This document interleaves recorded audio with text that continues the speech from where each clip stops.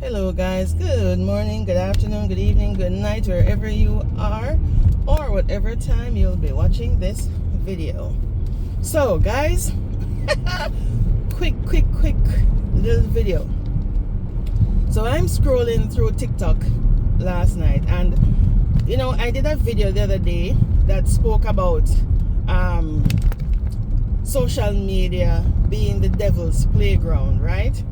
And I was talking about the Jamaican side of TikTok that I follow, and that there's a lot of negativity, lots of arguing, lots of envy, greed, bad mind, and all of that. And I see that that's all people are doing, to get some coins on TikTok. I spoke about like the different social media platforms and the payment system and stuff. So I don't know if my phone was listening to me and saying that I'm staying away from the Jamaican side of TikTok because it's too toxic. But Lord of mercy, why is it that the violence part of the Jamaican side of TikTok, I am not into that. When people are gonna take things from social media and into outside into the real world to harm people, I'm not into that. But boy, I might as well stay with the cussing.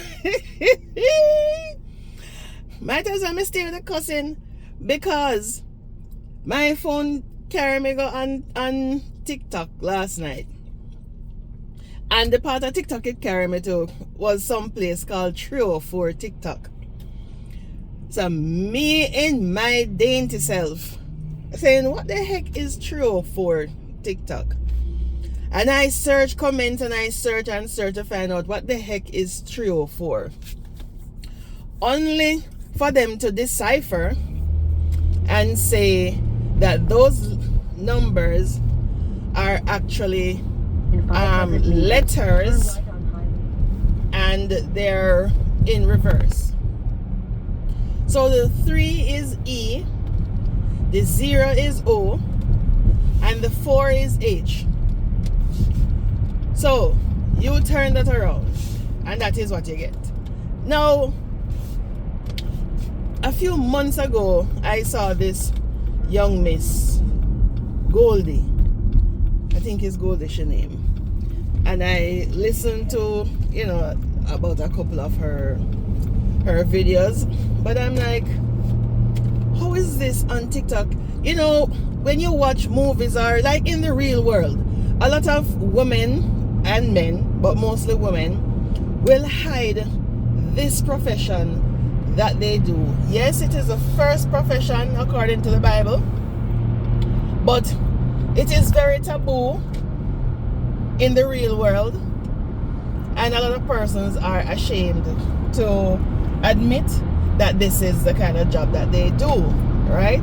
And we know certain life and certain circumstances is what drives persons to have this kind of lifestyle. Well, I take it back, because based on what I heard a couple of them say last night, no, it's not really certain circumstances, because these young ladies, they are upfront and they tell you that this is what they do, this is what they want to do, and they basically are looking down at the regular 9-to-5er. So when we used to think that people who are on TikTok, getting their taps and roses, and who are doing certain content creation on social media and they're making their big bucks, when you're looking at some of those persons and they're looking down at regular 9-to-5ers, because social media pays. If you have a very good platform and you have your subscribers and stuff, I know, because sometimes I will see the stats floating out there, and there are different websites that shows you their average breakdowns, and there are a few social media, there are a few content creators. There's one that I follow on YouTube with her platform, and so she will break down and she will show you her earnings. So when you look at it, you know, they do make money, because sometimes when you look, one person may be making to be on a platform, say like 2 hours a day, talking about real world issues, what's in the news, you know, having engaging supporters and stuff like that. They're 2 hours a day. Some of them are bringing in like $9,000 or more per month, and that is for persons who have like maybe 10,000 subscribers. So when you have some persons with 100,000, 150,000, 50,000 subscribers, and they're engaging with you, they're watching your ads, they are you know, sending you what you might call it, super chat and super stickers and all that stuff, you know, they make money. But these 304ers, they're telling you that basically, yeah, even money like that isn't even, you know, is nothing. Some of them are making between $1,200 to over $2,000 per day. And I'm like, what kind of rabbit hole did my phone bring me, the TikTok algorithm bring me to? But suffice it to say that when you find yourself in one corner of social media and you're complaining that this corner of social media is too toxic, too negative, too immoral, too this, boy, the algorithm may say, okay, hold my beer and take you to somewhere that you didn't think, you know, you couldn't even fathom that was there. And then while I was you know, watching some of the videos, because it piqued my interest, because I'm like, you know, wondering what would bring someone to do this kind of job. And you hear them telling you, some of them, you know, different circumstances, you know,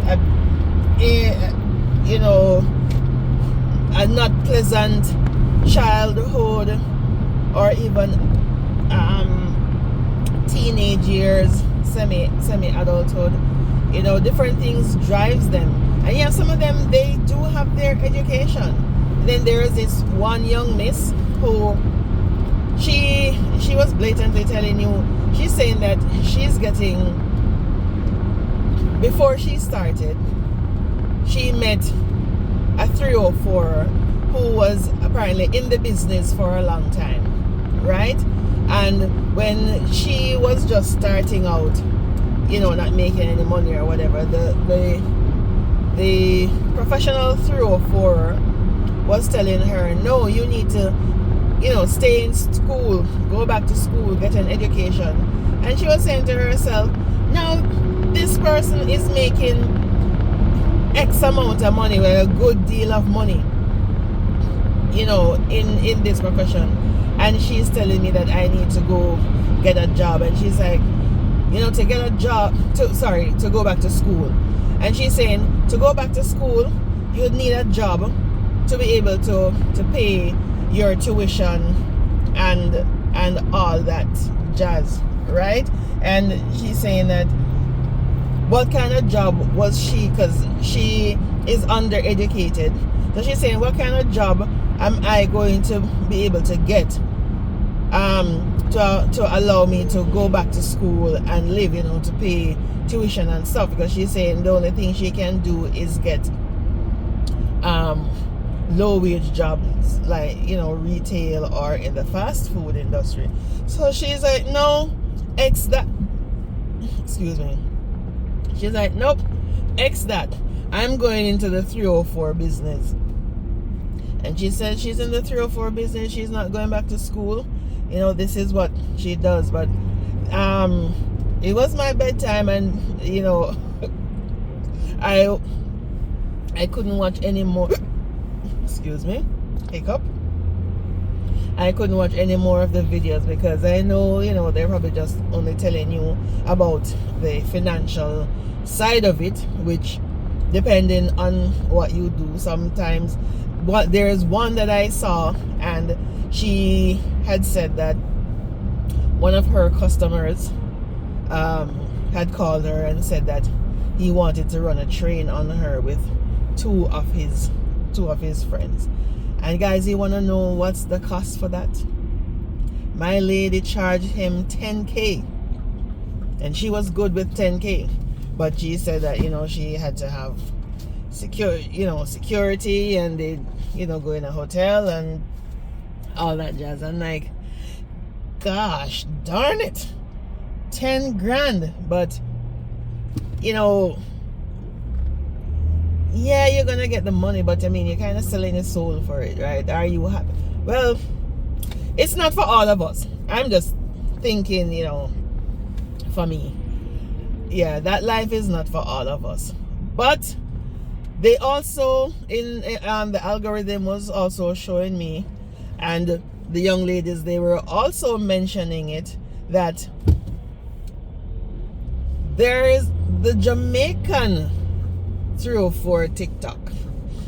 I didn't go down that rabbit hole because I think one of the ladies who mentioned it, she mentioned Goldie. And as I said, I've seen a couple of her videos before, so I didn't bother to go down that rabbit hole. And because it was my bedtime, and you know, I'm a 9-to-5er, so I had to come and get my measly coins, because yeah, that kind of life is not for me. But kudos to them, I guess. You know, kudos to them. And you know, as much as we will say, oh, we're gonna turn up our noses at them for doing that kind of jobs and stuff, when you look at it, you know, it's who are their clients. It's the men and women out in society who are turning up their noses at them in public, but in private they are their biggest customers. Because you have one of them that I was listening to, she's like, all of our customers are married men. So, you know, us out here who turns up our noses, they are getting clients. Where are they getting the clients from? They're not getting their clients from among themselves. They're getting their clients from persons in society, and persons in society who are actually paying big money for that. You have men who have their wives, girlfriends, spouses, or whatever at home, you know, and then they're gonna go out there and pay big money for 304s to do whatever it is that they want with them, you know. So when we're turning up our noses at them, we're like, okay, is my spouse going out there too? So before we get all, you know, too judgmental and judgy, yeah, you know, there's a saying that says, pick the beam out of your eye before you watch your sister. Yeah, some of us don't know what is going on behind, you know, in the dark. So yeah, but again, you know, before we complain about our Jamaican side of TikTok, there are other sides of TikTok that yeah. And I remember the other day somebody mentioned there's another stream of TikTok. It's an African, I don't remember what they were talking about, but basically when you look, you will see real corning on TikTok. And I'm like, how does TikTok allow these explicit videos? But how they do the videos, they kind of blur them or have them dim, but you can actually see the acts being being had. And I'm like, wow. And I see so many persons will say, oh, I will just say one word and TikTok ban me and whatever, but then yet still there are these bedroom acts that some of them, when you slow down the video, you literally see exactly what is happening. But oh well, again, social media is a devil's playground. The devil's playground, I tell you.